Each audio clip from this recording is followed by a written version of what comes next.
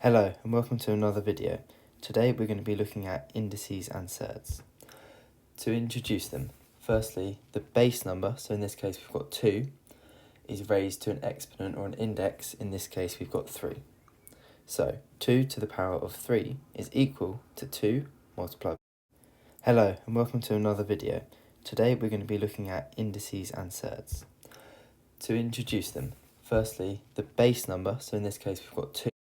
Hello and welcome to another video. Today we're going to be looking at indices and surds. To introduce them, firstly the base number, so in this case we've got 2, is raised to an exponent or an index, in this case we've got 3. So 2 to the power of 3 is equal to 2 multiplied by 2 multiplied by 2, which of course is equal to 8. Similarly, we've got 3, which is the base in this second case, and we've got 4, which is the exponent or the index. So we've got 3 to the power of 4, which is equal to 3 multiplied by 3 multiplied by 3 multiplied by 3, which is equal to 81. What about negative powers? To learn about negative powers, we're going to start off by looking at a sequence. So we've got 2 to the power of 2, which is equal to 2 times 2, which is equal to 4. Next, we've got 2 to the power of 1, which is equal to 2. Now we've got 2 to the power of 0, which is equal to 2 divided by 2, which is equal to 1. Next we've got 2 to the power of minus 1, which is equal to 1 divided by 2, which is equal to a half. Next we've got 2 to the power of minus 2, which is equal to 1 half divided by 2, which is equal to 1 quarter. Can you see the relationship between all of the lines? From going from 4 to 2, we're dividing by 2. Going from 2 to 1, we're dividing by 2. Going from 1 to 1 half, we're dividing by 2. And going from 1 half to 1 quarter, we're dividing by 2. This is why, as we get into the negative indices, such as 2 to the power of minus 1, we have the previous indice, 2 to the 0, divided by 2 to get 1 half. Following this, we can deduce that the general relationship is a to the power of minus 1 is equal to 1 over a. Similarly, a to the power of minus n is equal to 1 over a to the power of n. Next, we've got adding powers. So, to start off with 4 squared multiplied by 4 cubed, what is this equal to? Well, if we write 4 squared as 4 times 4, and the 4 cubed at 4 times 4 times 4, we get 4 times 4 times 4 times 4 times 4, which is equal to 4 to the power of 5. Now, this is quite a long way to do it, but if we look at the equation in more detail, which is 4 squared times 4 to the power of 3, we get 4 to the power of 2 plus 3, which is equal to 4 to the power of 5. But when adding exponents, you must ensure that the base is always the same. For example, if you had the equation a to the power of 2 multiplied by b to the power of 3, this would not be equal to a to the power of 5. So, in summary, for any a, n, and m, a to the power of n multiplied by a to the power of m is equal to a to the power of n plus m. Now we're going to look at dividing powers. 4 to the power of 5 divided by 4 to the power of 3. And what is this equal to? Let's start by writing this out as we did earlier. 4 multiplied by 4 multiplied by 4 multiplied by 4 multiplied by 4 multiplied by 1 over 4 multiplied by 4 multiplied by 4. We haven't done anything complicated here. All we've done is rewritten the division as 1 over 4 cubed.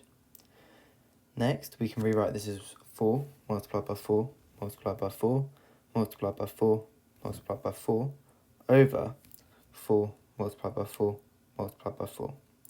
As you can see, 3 of the 4's cancel out, so we're left with 4 multiplied by 4, which is equal to 4 squared. We can simplify this method by once again looking back at the original equation. 4 to the power of 5 divided by 4 to the power of 3 can also be written as 4 to the power of 5 multiplied by 4 to the power of minus 3.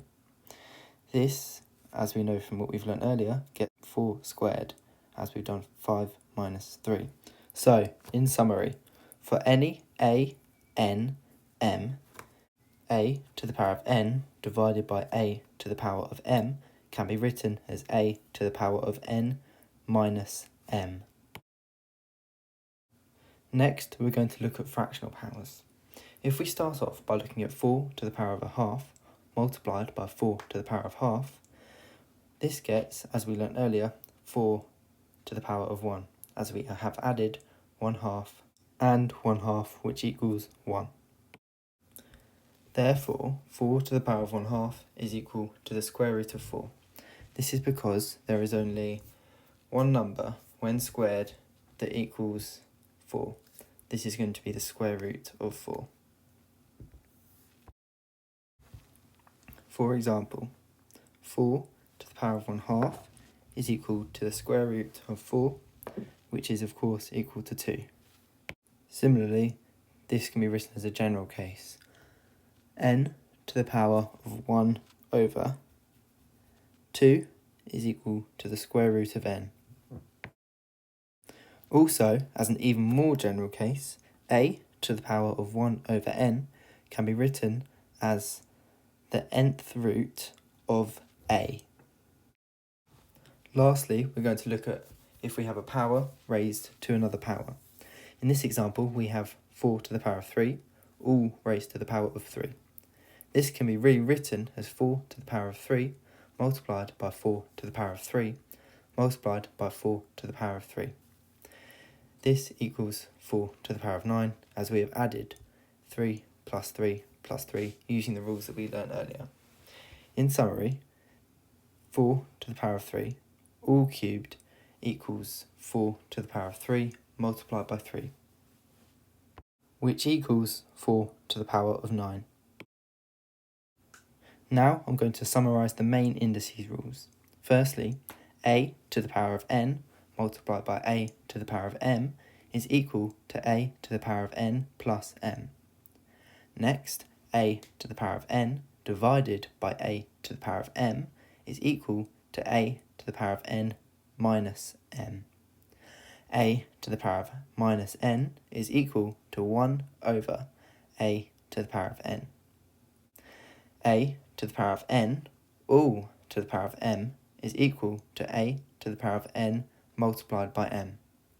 A to the power of m over n is equal to a to the power of m, all multiplied all to the power of 1 over n. This is also equal to a to the power of 1 over n is all to the power of m. A, b, all in brackets to the power of n, is equal to a to the power of n times b to the power of n. Now, there are two special cases that you should also remember. Any number, in this case a to the power of 1, is equal to that number, a, and any number to the power of 0 is equal to 1. Thank you very much for watching this video. Please leave a comment if there's something you didn't understand, like it if you liked it.